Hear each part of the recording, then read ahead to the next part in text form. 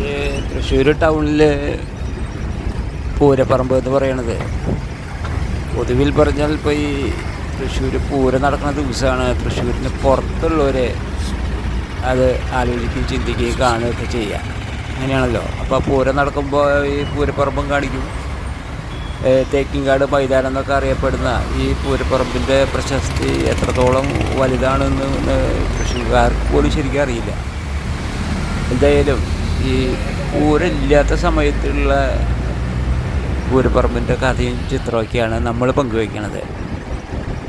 ഈ തൃശ്ശൂർക്കാരെ സംബന്ധിച്ചിടത്തോളം അവർ മിനിമം ചുരുങ്ങിയത് 2 തവണയെങ്കിലും ദിവസവും ഈ പൂരപ്പറമ്പിനെ വലം വെച്ചിട്ടാണ് അവരുടെ ജീവിതം തുടങ്ങണതും അല്ലെങ്കിൽ ഒരു ദിവസം തുടങ്ങണതും അവസാനിക്കുന്നതൊക്കെ. അവർ ഇങ്ങനെ അവരുടെ കണ്ണുകൾ എപ്പോഴും ഇങ്ങനെ പതിയുന്നൊരു സ്ഥലമാണ് ഈ പൂരപ്പറമ്പ്. അതുപോലെ തന്നെയാണ് പൂരപ്പറമ്പിൽ കുറേ സമയം ചിലവഴിക്കുന്ന ആളുകളുണ്ട്. അതും ജീവിതത്തിൻ്റെ ഭാഗമാക്കിയിട്ടുള്ള ആളുകളുണ്ട്.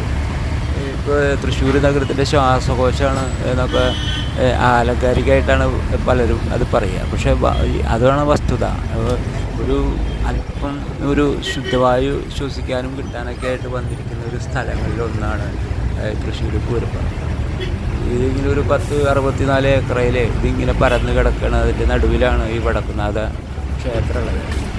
വടക്കുന്നാഥ ക്ഷേത്രം എന്നൊക്കെ പറയുന്നത് വടക്കുന്നാഥൻ എന്നൊക്കെ പറയുന്നത് ശിവൻ്റെ അമ്പലമാണ്, ശിവക്ഷേത്രമാണ്. ഇതിനൊക്കെ കാലപ്പഴക്കമൊന്നും കണക്കാക്കാൻ പറ്റില്ല, അത്രയേറെ പൗരാണികമാണ്.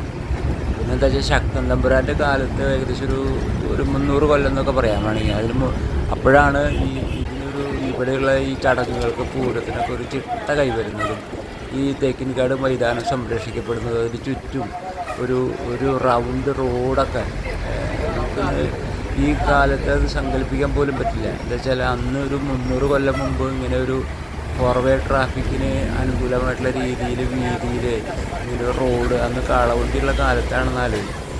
അപ്പോൾ അതുപോലും അന്ന് ചെയ്തു വെച്ചിട്ടെന്ന് പറയുമ്പോൾ എന്തൊക്കെ ഒരു ദീർഘവീക്ഷണമാണ് അന്നുള്ള ഭരണാധികാരി അല്ലെങ്കിൽ അന്നുള്ള ഭരണാധികാരികൾ കൈക്കൊണ്ടത് എന്ന് വേണം കരുതാൻ. എന്തായാലും ഇത്രത്തോളം മനോഹരമായിട്ടുള്ള ഈ പൂരപ്പറമ്പിൻ്റെ ദൃശ്യങ്ങൾ ഇതിപ്പോൾ എൻ്റെ ഒരു ക്യാമറ ഫോണിൽ ഒതുങ്ങില്ല എന്ന് എനിക്കറിയാം.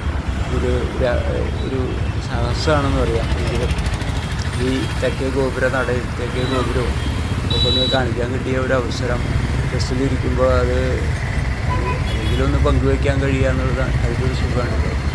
അപ്പോൾ അവിടെ നിന്ന് അത് കഴിഞ്ഞ് പൂരപ്പറമ്പ് കഴിഞ്ഞ് തിരിഞ്ഞ് നമ്മളിനി ശക്തൻ നഗറിലേക്ക് പോകാൻ ആ യാത്രയാണ്. അപ്പോൾ അതിൻ്റെ ഇടയിൽ വരുന്ന എമ്മ റോഡ് എന്ന് പറയുന്ന ഏറ്റവും വലിയ തിരക്കുള്ള തൃശ്ശൂർ നഗരത്തിൽ തന്നെ ഏറ്റവും തിരക്കുള്ള സ്ഥലമാണിത്. ഇവിടെയാണ് നമ്മുടെ കോർപ്പറേഷൻ്റെ ഓഫീസൊക്കെ ഇവിടെയാണ് വരുന്നത്. അപ്പോൾ അതുകൂടി പങ്കുവെച്ചിട്ട് ഈ വീഡിയോ ഞാൻ അവസാനിപ്പിക്കുകയാണ്.